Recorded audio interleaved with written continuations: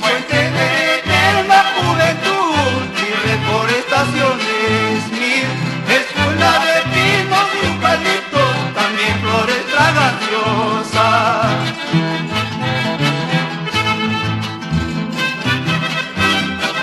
Vamos a venir de Perú, Augusto Rivas, Jorge Charanda, por esta muchachada forestal de Apurímac. ¡Qué encanto tienen esos bosques de pinos y eucaliptos! Son la esperanza del progreso de nuestro Perú querido.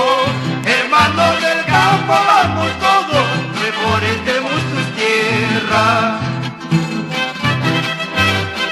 Llórame esa guitarra, Gualberto, por Andahuaylas. Vamos, Edgar Quispe.